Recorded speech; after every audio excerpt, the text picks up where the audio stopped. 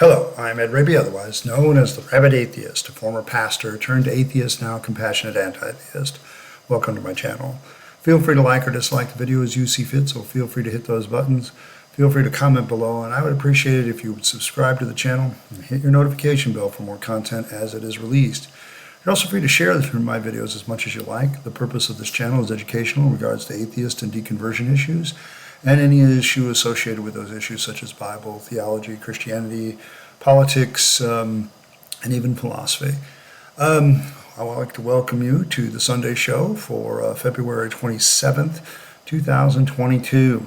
On the Sunday show, I tend to just kind of, go forward just as I'm commenting on various different things. I have different topics that I want to cover. And so today, I'm going to just open with the announcement that I'm going to continue to do the Sunday show as best I can. A lot of you know my battles with depression, and right now I'm coming out of the fog, and it's taking a little bit longer than I had hoped, but it's getting better and better every day. It's just taking a lot of time. Like this weekend was far better than last weekend, and I'm hoping that continues on until I think a lot of it has to do with some pressing decisions. So I'm going to focus on the Sunday show, and if I get another video out in the week, bonus to you guys. I'm going to start off with our biblical passage for this week's Sunday show, the Sunday school portion of the show, I guess, and that's Genesis 13 and 14. Now, Genesis 13 and 14 brings up the issue of Lot in the whole account. Now, Lot is a very interesting character. We're going to get a lot to him more when we talk about Sodom and Gomorrah, but in 13 and 14, Lot and Abraham are having a conflict because there's not enough land for all of their herds and stuff. Their flocks and herds and everything just don't have enough land for both of them to exist in the same thing. It's a very mundane story, really, actually. There's no real miracles in Genesis 13 and 14, really. What you see is what you get. And so Lot and Abraham divide the land up, but it becomes a problem for Lot in particular, because Lot ends up getting kidnapped by certain kings, and then Abraham goes and gathers up some of the other kings to help him, and there's a battle of kings, and in the end, in Genesis chapter 14, you see Abraham winning that battle. And the real problem I have with these two chapters really is they're very mundane, in the sense that there's not a lot of things other than the us versus them mentality that says we're special, and it kind of sets up the stage for the rest of the story. One of the things we need to realize about these stories is a lot of the kings mentioned here were around at the time the biblical writers wrote, but they weren't around back when they were being written about. The real problem with the biblical account is that a lot of times the writers assumed that the way things were at the time they were writing the Old Testament was the way they had always been, and that was just not true. So when they're writing all this stuff in exile, and when they get out of captivity and so on and so forth, they're writing as if all the stuff around them as was always went back forever and ever. So when they write with an understanding of their modern day being superimposed on history, and that's just not true. So when you see all the names of these kings that fight, those kingdoms did exist at the time of writing, but they didn't exist, a lot of them, back when, you feel like there's a lot of city-states in Palestine, which does jive with history. It's just, it doesn't really work out from a biblical standpoint, because things just don't work out. There's really not, I've read this passage a couple times. My largest problem, this is a deconversion issue. I have a hard time reading the Bible anymore. I have a biblical studies degree, a theological studies degree, and I just have an awfulest time reading the Bible anymore. Even to do something as simple as this, to comment on a passage. And the reason is, I now realize how mundane most of the Bible is. It's just bullshit. It's, genealogies, or recounting some history that's bogus, or even when it does recount some history that isn't bogus, it's like, dude, you could tell the story a little bit better, and it's just kind of boring to me now, and I just have a hard time reading it. There's some interesting parts from my standpoint as an atheist, where, it's like, yeah, this is a real problem morally, or this is a problem historically, or scientifically, this is bullshit, or it's like, there's lots of things that I can, as an atheist, draw onto, but the thing with Genesis 13 and 14 is it's really goddamn mundane. Lot and Abraham split their shit. Lot gets kidnapped by some kings, so Abraham raises up some other kings, joins the fight himself, and they slaughter the other kings. And later on, you're gonna see the writer of Hebrews, for instance, use this whole incident of proving the priesthood of Jesus Christ. So it's like, okay, whatever. But it's like one of those really dumb, just mundane stories, and I'm kind of done with it. I think Genesis 15 and following get a little bit more interesting, but these two chapters have always, even when I was a Christian, it was like, it's like, a bunch of kings fought each other, hooray. Okay, moving on into a more of an atheistic tenor to the show here. One of the accusations that atheists get rather often is that we don't have purpose. Because there's no eternal goal or reward, then obviously life is meaningless and purposeless. And what religion does for people is give them an eternal goal to shoot for, an eternal thing to shoot for.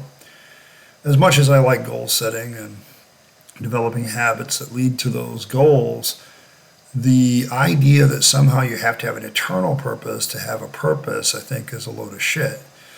I think one of the great analogies that I bring up to people is, says, you had a car probably at one point. At some point, you bought a car, you used that car, and when it no longer suited your purposes, you sold it.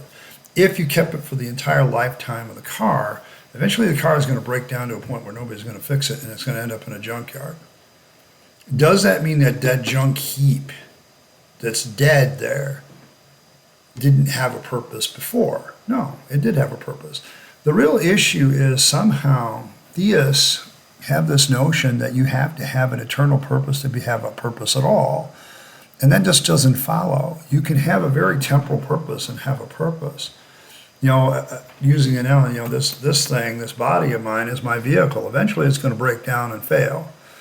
And at some point, it's not going to do all the things that it used to be able to do. Hell, I'm already there. Coming up on my 53rd birthday next month, and I'm like, I used to be able to say, I can do everything I used to do. It just takes a long time to recover. Now there's a few things it's like, no, I don't want to do that anymore because I don't think I can do it anymore. And I think that's where I'm at, where I'm starting to list off a few items where it's like, no, I'm just not going to do that, and because I don't think I can. And I think that's the problem.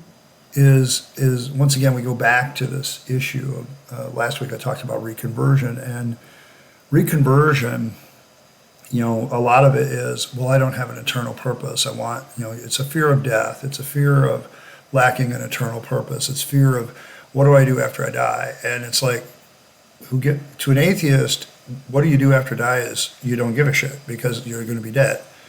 Okay, I won't have any feelings about it. I won't be upset about it. I won't be miserable about it, sad, upset, burning in hell, or enjoying the joyous. I will simply cease to exist. And the idea of non-existence is what scares the living shit out of human beings. It just scares the fuck out of us. I hate to use so much profanity in there, but I have to emphasize the point. And that carries over into purpose, because we want this purpose that transcends our death. And I'm going to be blunt, there's no evidence for that. Okay, and part of coming to terms with being an atheist is coming to terms with the fact that my purpose is A, temporal, and B, constantly changing, that my purpose is changing all the time. And that's actually a very realistic view of things. Because even when I was a Christian, it's amazing how many times I watch people pursue their call from God or their purpose from God, and how much it would change all the time. Well, I'm discovering my purpose. Okay, I think you had a purpose and now it's changed and been modified as you go along. That's life. Okay, I don't need a call from God to figure that out. I just openly acknowledge that things are going to change as time goes along, that my purpose is going to change, that whether or not I have an eternal purpose is irrelevant, because I can have a temporal purpose in the here and now, and that's good enough. And coming to terms with that as an atheist has actually helped me a lot, because I don't look at anything I am in as permanent, like this is my call and I've got to stick with it. No, I don't look at it that way anymore. I look at it as, okay, if this isn't working out and this isn't working, I'm banging my head against the wall. Maybe it's time to do something different. If I'm not getting anywhere, my life isn't better, and I'm not happy, why am I doing this? Okay, and when you have a temporal purpose, when you understand that your purpose is temporary and all that, then really it's not an issue anymore of finding purpose. I don't need an eternal purpose. I just need to have a purpose in the now while everything is still running.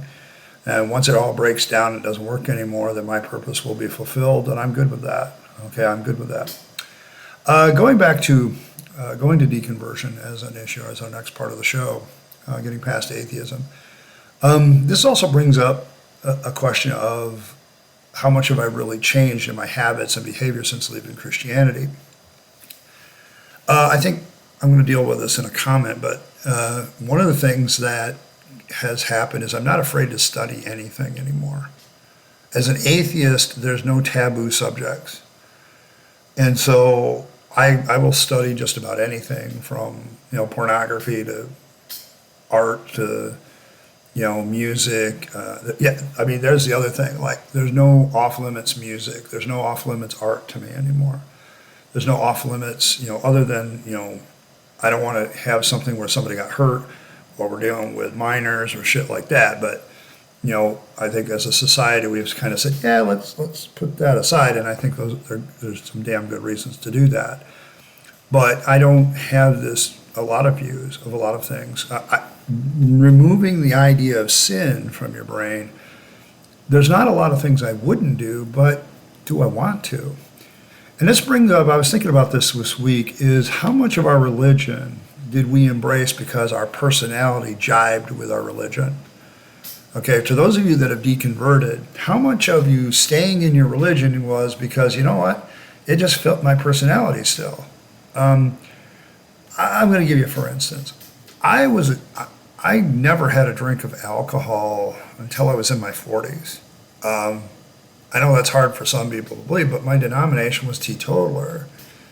And so as a Christian youth, nope, didn't drink anything. My kids at school are flabbergasted by that. Like, you've never drank, you never smoked marijuana. I was like, no, I still haven't smoked marijuana. People go, really? I said, I won't say I haven't been exposed, because now that I've been in public school for a few weeks, you can smell it in the hallways. So it's like, okay, it's just there. But I won't say I haven't been exposed to it, but I've never lit up. I've never done any of that stuff.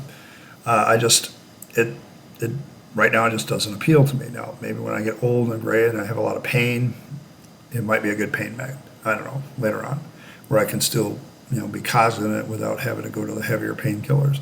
I'm good with that. And by then they may have come up with something very simple and cheap and easy to do from a medicinal point of view. So I haven't done any of that.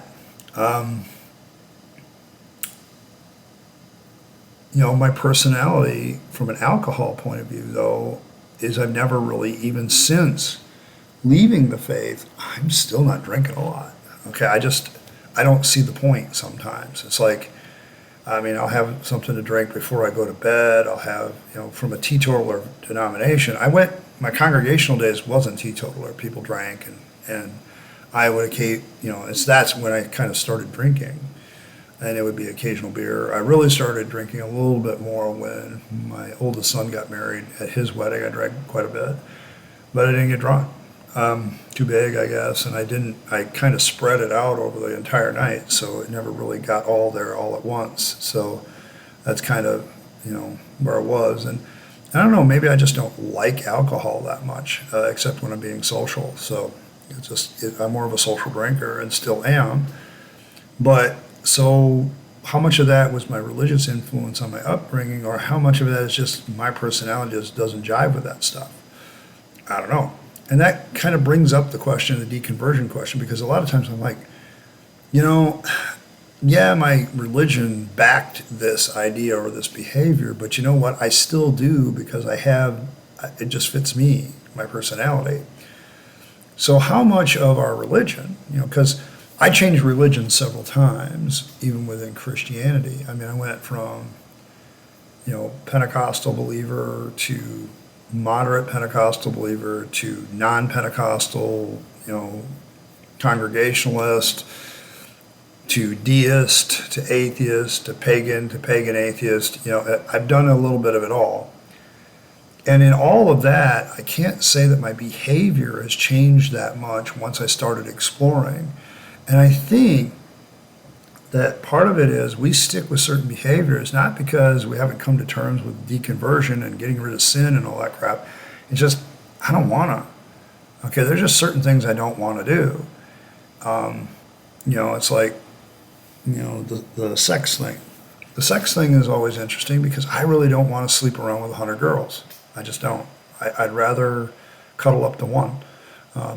That's kind of where I'm at, and there's nothing in my belief system that says that that's what I want to do. It's just, that's what I want to do. And it's not, me being constrained by marriage, because I don't even really know if I ever want to get married again. I don't like the way the marriage contracts are automatically assumed and written these days. When you really look at it, it's very unequal both ways in a lot of respects, and getting a true equality in marriage law should be a major goal for any secularist, because it's really screwball. Okay, male female stuff, or the whole LGBTQ stuff, that all has to be changed. And quite frankly, when you look at marriage, to me, it's just a social construct that we've created to run an orderly society. One of my favorite authors is Robert Heinlein, and one of his characters flat out says that the only real purpose for marriage is legalities, and so you can raise children. Okay, so, and he may have a valid point. I don't know. To me, it seems like it's more of a legal thing and establishing legal relationships. And as a libertarian, it's like, get rid of all the laws about it. Go pick your poison as far as what you want to be married, and then go down and go to a lawyer and set the legal arrangements yourself. So, to me, those are all things that, from a personality point of view, is that why I gravitated to my religion, or did religion have some effect on forming my personality?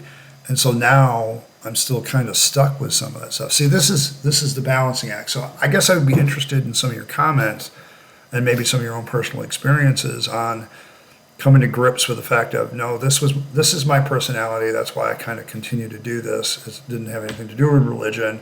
Or, you know what, I gravitated toward my religion because of this being part of my personality. Or, you know what, I realized how indoctrinated I was, and so as soon as I got out of that, I went and did some things that my religion wouldn't allow me to do, because those were more in line with my personality and my personal views. So I guess there's a lot of leeway, and there's more than, it's not a black and white, question, but I'd be interested to see, some of your thoughts on religion and your personality connection. News section, in the news. Of course, this week, everybody's talking about the Russia-Ukraine war. Somebody asked me my opinion on it, and from my standpoint, there are no good guys in this war. I'm going to go on a limb. I mean, everybody's sympathy lies with the Ukraine, but I don't know, the Ukraine, when you look at how they've handled things internally, some of the things that NATO has done, and Russia is a little bit alarmed by NATO. And when you look at some of the things NATO has done, you have to kind of go, I guess I can see their point.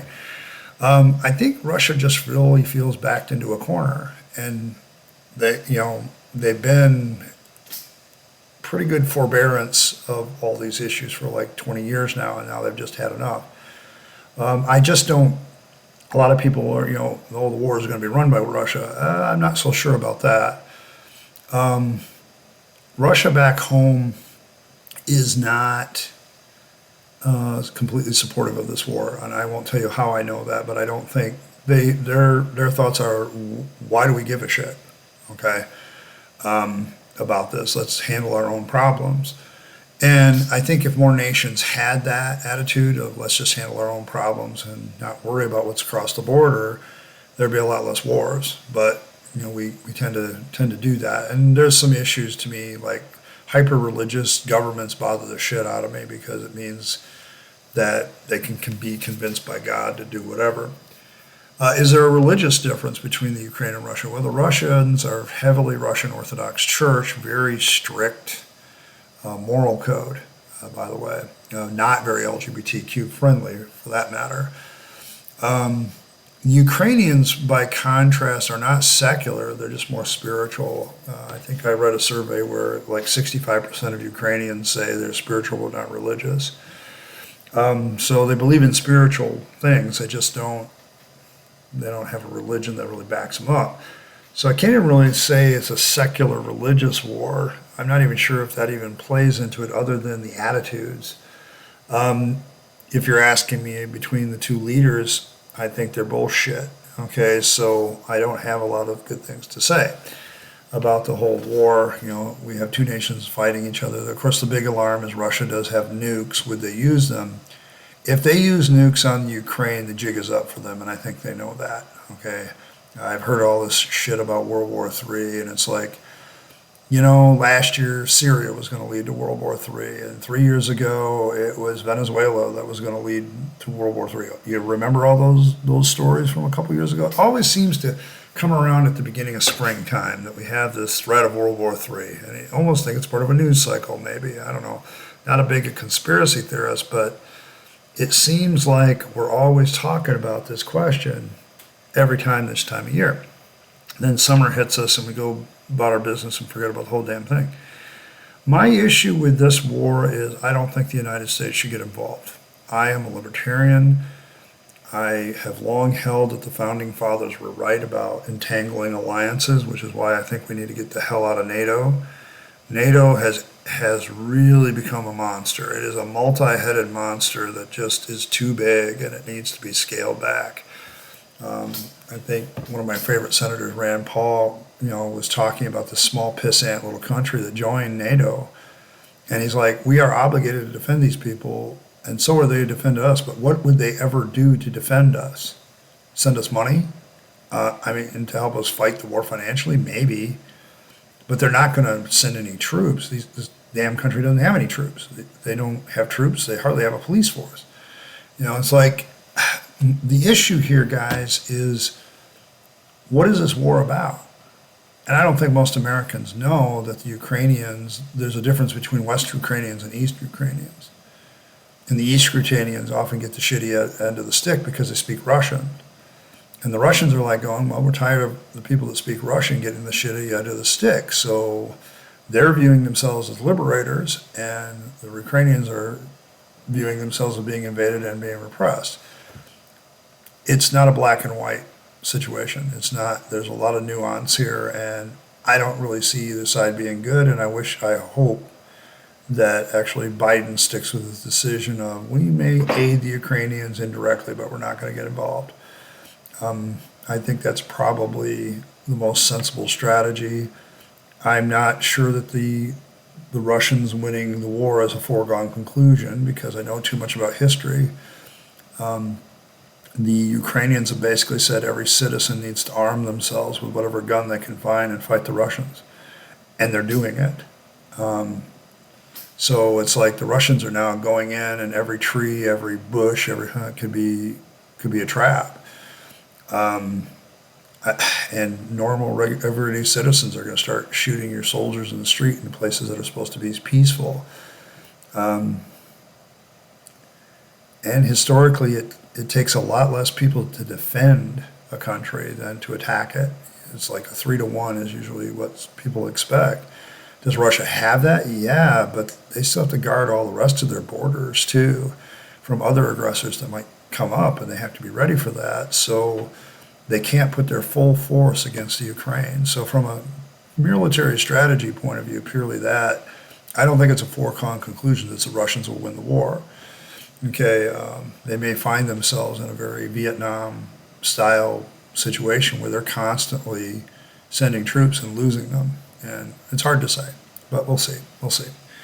It could be that they'll win. I just don't think, if it was an automatic slam dunk, it seems like the Russians since the war started, would have made a hell of a lot more ground and would be pushing towards Kiev and, the whole bit. And that just doesn't seem to be happening yet. Whether that's their objective or not is also questionable. But I couldn't really find a religious reason for this war other than to make a note that the Ukrainians have pretty much kicked every Muslim and Jew out of the country. Their persecution of the Muslims and Jews is pretty legendary. That's not up for debate. That's pretty much an established fact. That's why there's so few Muslims and Jews in the country. They've been very proactive in getting rid of them. So, I'm an anti-theist, but I don't think that those tactics are the way you win that battle. So I don't approve of the tactics the Ukrainians have used there. So, call me what you want. I guess you can yell at me. All right, I'm going to switch to the comments on last week's video.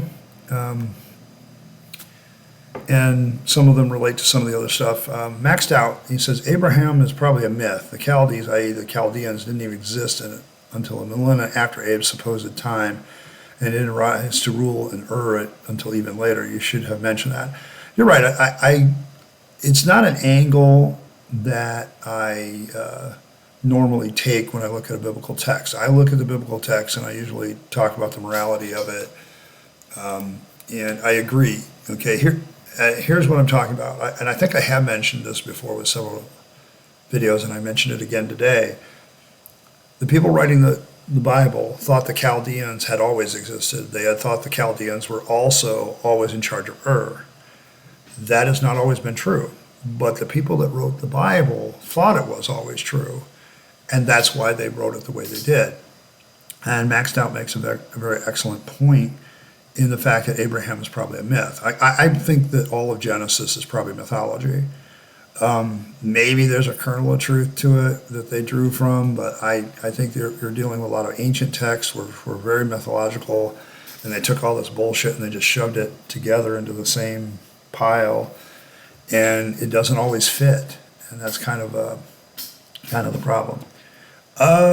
Free will of reason. I remember the struggle to live a pure life. I was suicidal at the end due to my thinking mind. I spent hours crying to God for help. In the end, this was my discovery that there was me bouncing words off the wall. Since then, I have had seen the terrible stuff in the Bible and all the contradictions and mistakes. At the point of my lowest depressed state, I saw a documentary on religious circumcision that actually was baby film having a religious circumcision. That was the last straw. I left, never to return. How could I ever go back? I don't agree with this disgusting abuse. Let's not agree that it's okay to drown sinners or cut parts off human babies on the 8th day. Of course we don't. Only Christians think this is okay because it was written by a man thousands of years ago in a book. Everything eats everything. Was the intelligent's best answer. Otherwise, we are back to defending a strange reality. Keep smiling. And I have to agree with that. That was due to one of my comments because there are a lot of atheists that are vegan because we need to have empathy for our cousins, the animals. And I like to point out, well, if life all has the same origin, then we're related to every bit of life. And we should have empathy for it all, which means we shouldn't be eating anything. Okay? And if we don't eat anything, we're going to starve. The strange reality is that in order to live, you have to consume something else that's living at some point. And that's just a reality that you have to face. And I think a lot of people just don't like to face that reality. They just don't. They're trying to find some moral edge. And I've read studies that say that everything, when it's killed, experiences trauma. You cannot live without causing trauma to others. Now, from a human-to-human standpoint, I think we should minimize that, but this idea that somehow if you're eating a salad, you haven't caused trauma, that's not true. You have caused trauma to the living plants because they may still be alive. You make a valid point. From an evolutionary standpoint, looking at it from my standpoint, we are omnivores. We would never have gotten off the plains of Africa if we had to learn how to do a couple of things. One, we needed fire, and the main reason we needed fire was to keep warm and to cook meat. And once we started cooking meat and eating it, suddenly we became successful as a species. That is simply true. You don't have to like that truth if you're a vegan, but the fact of the matter is you can sit here and judge me morally for being a meat eater because of meat eaters. Because if you didn't have those meat eaters, you would have never gotten here. And the fact is, when I look at vegans, I'm like, dude, you're thin, skinny, and small. Okay, you're going backwards. Okay, like it or not, this is how we got to where we are. And in some places, being a vegetarian back in the day is impossible. Like my ancestor, the Vikings, holy crap. Being a vegan would have been incredibly impossible. I mean, without fish, without hunting, they would have died. There was just no way. Hunting provided just way too much stuff. But nowadays, we've gone past that. We don't need that anymore. I beg to differ. Okay, I think we're still indirectly, vegans still hunt. They just don't realize it. There's still a connection there. And sorry, this is true. So it's why I'm not a vegetarian. Okay, and I don't get all moral about it either. But don't, I get what you're saying, Freebird. Still eating a steak, okay? Because cows continue to exist because human beings want them to exist. If they were suddenly protected, okay, let's see how long they last. Aloha, Hannah, and Jenna got into a little discussion about the Von Henshaws. Now, I mentioned the Von Henshaws without mentioning their name, but Von Henshaw and H.D. Henshaw are brothers. And these were the guys that were interviewed by Tim Mills. And Tim recently, he didn't post publicly on this one, but I was involved in a discussion offline, away from the public view about it. And he was talking about how these guys have gone back into Christianity. And he said it wouldn't have been a problem, except they've gone into one of the most fundamentalist, hateful types of Christianity where they're propagating hell, they're propagating other things, and it becomes a real pain in the butt. And it's the hell thing that bothers me the most, that you can somehow create all this fear mongering. But Aloha Hana says this: I didn't know you were friends with the Henshaws. I have to say Vaughn did come across as extremely bitter. When he spent 4 hours helpless on his bedroom floor, surely someone would have come to his rescue. So he called that a miracle. I did find that pretty emotional and subjective. Yes, exactly. In fact, that was part of my discussion with Tim and a bunch of other people. But the discussion was, dude, you're interpreting your experience one way and it can't be some other way. The fact is, yeah, you were in trouble, but sooner or later somebody was going to come to check on you. And just because they checked on you at that point doesn't make a God. Okay, it just means that somebody gave a shit about you. That's human empathy. That's human care and concern. Doesn't have a damn thing to do with God. Okay, and he was very emotional, very subjective, and that's why he went back into Christianity. And like I said last week, dude, did you get your questions answered? Because if you didn't get those questions answered where you said, hey, I'm sorry, Christianity is mythology, what makes you no longer think it's mythology? On what evidence do you say it's no longer mythology? And if you haven't addressed that question, then your reconversion, maybe your deconversion in the first place was dishonest, and your reconversion was dishonest. And if you want to be honest with me, then you better go back and take a look at why you deconverted and come up with answers for those questions. Otherwise, you're just going on emotion and being very subjective.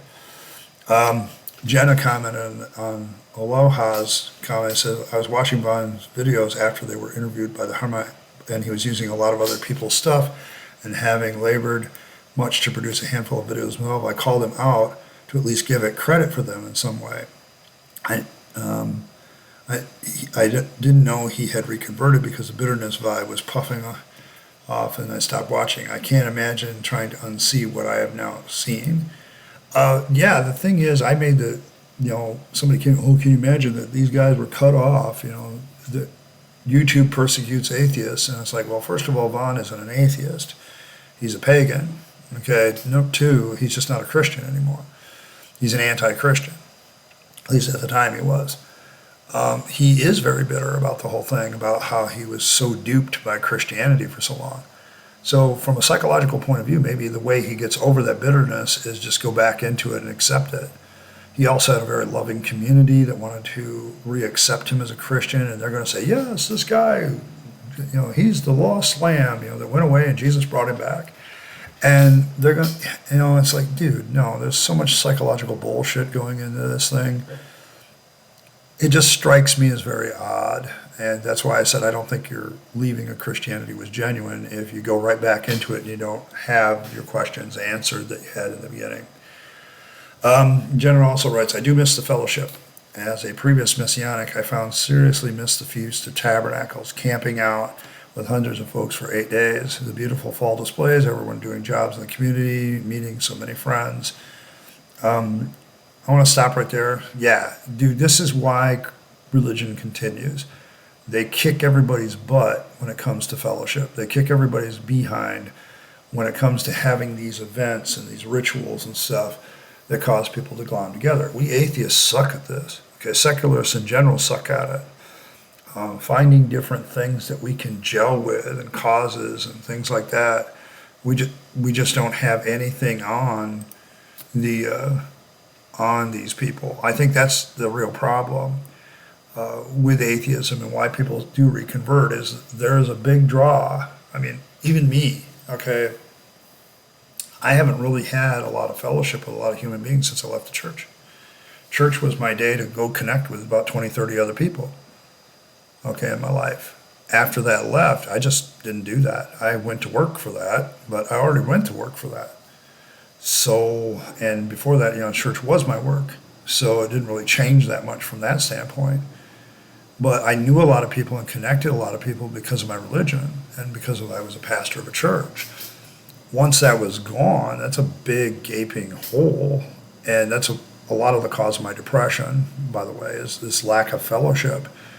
And secularists and atheists and agnostics, we just suck at this so bad because we don't have any good stories. Okay, like it or not, mythology is good story, and it's good storytelling. It's why I considered, since being down in Texas, I went to the Texas Renaissance Festival, and now I think that's what I need.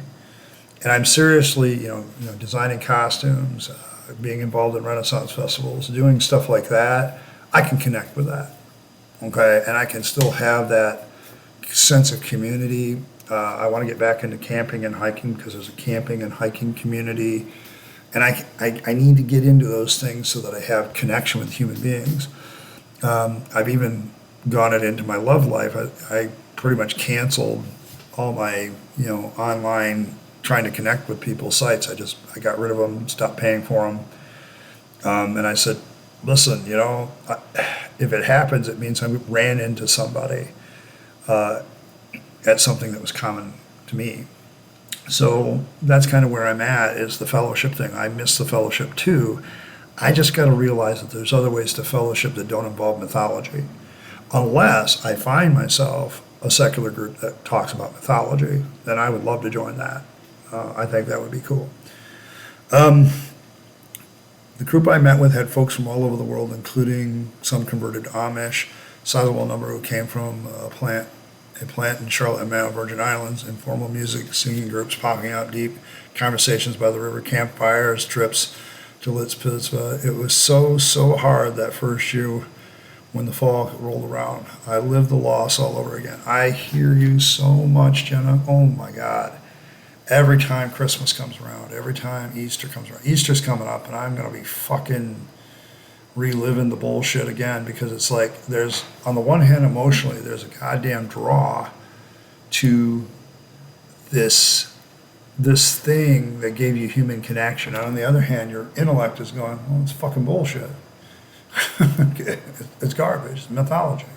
So you got mythology, you got desire for fellowship and mythology, and they're pressing you apart. And it's a really tough call. And I have a hard time every Easter and Christmas. Christmas was tough. And, because my family's there, and a good chunk of them are still believers, and some of them aren't. But it's like, rough one.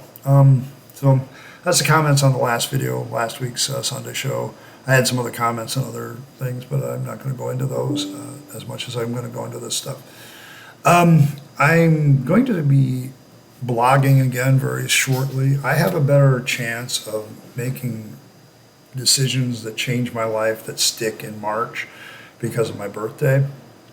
Because it's my birthday month, I have a tendency to refocus. Okay, this is what I did this year. What do I want to do next year of my life? And I think I'm going to spend pretty much like I always do the early part before my birthday getting everything organized. So there is a new blog in the works involving atheism. I haven't decided what I'm going to deal with it, any specifics, but I think I need to write on that at least once or twice a week. I also am getting ready to revive the Gray Wayfarer, looking more as just a guy who's journeying through life. That blog will be, part chronicling my journey, but also maybe a little hiking there because of the Wayfarer aspect, but also writing stories. I got to get writing fiction again. I miss writing fiction. It allowed my imagination to whirl a little bit, so there's that. I want to thank everybody for stopping by. I appreciate every like, share, and subscribe as always. Thank you very, very much for all that. You're free to follow me on Facebook. That's the best way to kind of get everything. I'll be probably, once the blog gets going, it'll be video posts plus blog articles will be posted on the Rabyd Atheist at Facebook. I know Facebook has lost a lot of market share because of different things, but it's like they've stopped. I've noticed that they stopped fact checking. I've done at least 2 posts now that should have been fact checked because I knew that there was falsehoods in them that Facebook wouldn't like. Didn't do it. Okay, so there's that, and I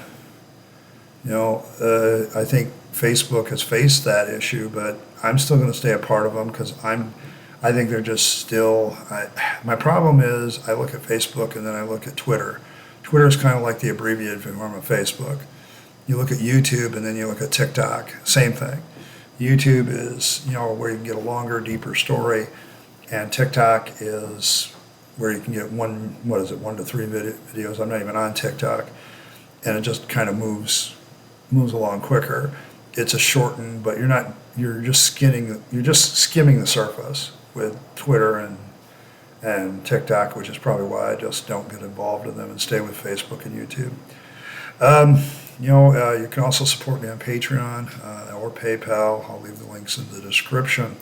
And hopefully, once again, I can convince you to be a rabid atheist like myself. In the meantime, this is Ed Rabyd, also known as the Rabyd Atheist, signing off and wishing you a good day.